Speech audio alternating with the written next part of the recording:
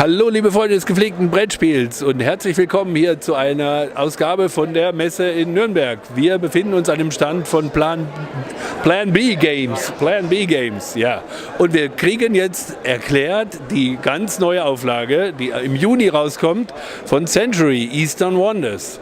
Und zwar definitiv, weil das alles noch so neu ist, in Englisch. Yes, thank you for accepting my English. So, I was just finishing preparing a little mini version of the game. So, Century Eastern Wonders is the second to come out in the series. The first one was Century Spice Road. This one comes out in June this year. It's a standalone game, so you can play only with this game, but if you happen to own Spice Road, you can mix the two. Ah, okay. You use some of the content of the first game and the full content of the second game, and there's a different rule, and it's the in-between is called From Sand to Sea. So, as for the first game, we have a very short, comprehensive rule. I'm missing one, yeah. So, it's a 2-page aside. And in the first game, we suggest that you start with a layout such as this one for the island. Of course, as you begin to discover the game, you can feel free to construct a different island to generate a very different way to play the game, which makes it very interesting to have such a modular board. So, basically what you have, you are now trading spices, but in the eastern world. So you're going on a ship from one island to another. You can play 2 to 4 players this game. You have a certain number of trade posts that you start off with from the beginning of the game. Okay. And you have 10 little spaces on your ship where you can load the different spices. So they are illustrated here. So this card should be filled at the beginning of the game with all of the trade posts.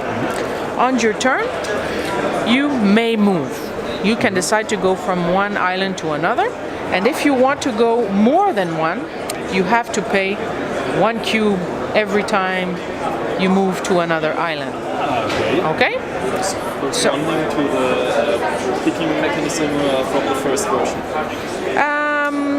Yes, from choosing the cards you are right, absolutely right. But the difference is, well, it's not. If somebody else comes to this island, they can capture that spice and put in their cargo.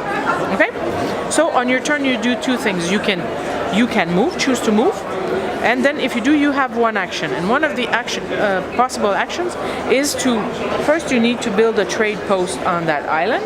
Once you have built a trade post on that island, you may do the trade.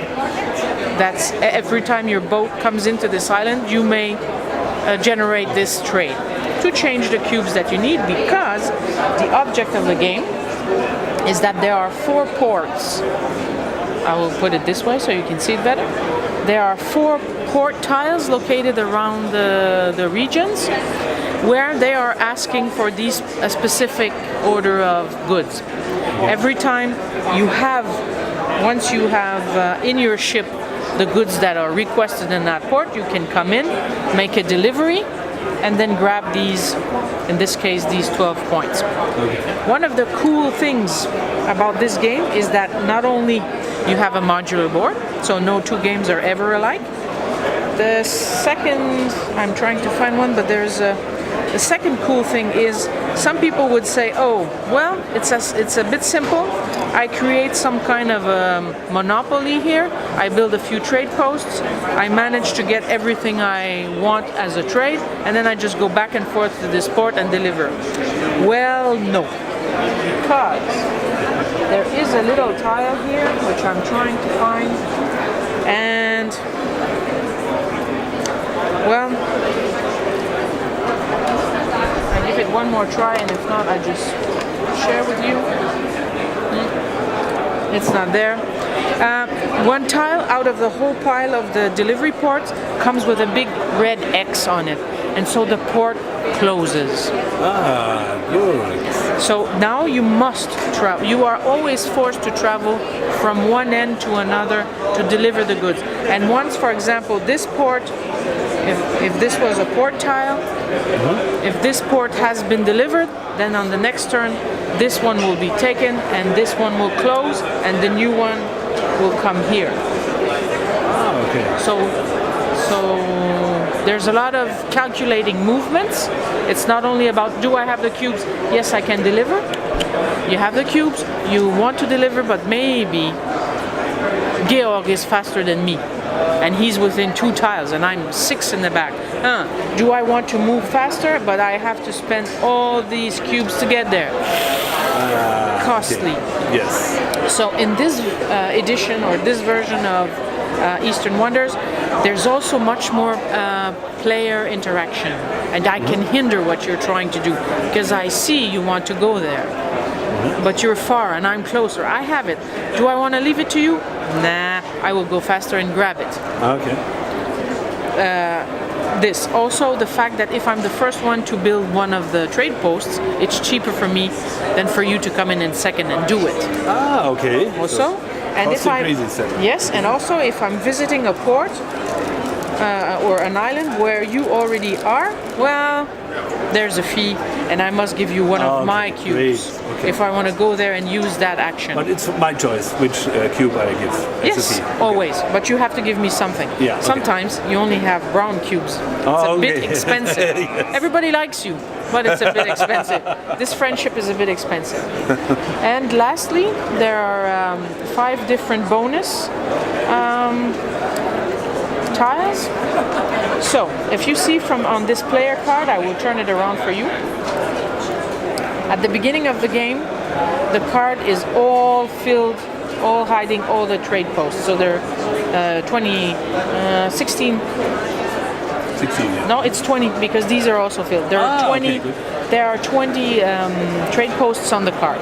Every time you build one, you take it from the line that's corresponding to the island. So, for example, if I'm building a trade post here, that's cacao. Yeah. I have to take one of the trade posts from the cacao line. Okay. If I'm building here red, I have to take one of the chilies from here. Every time I completely, we say unlock.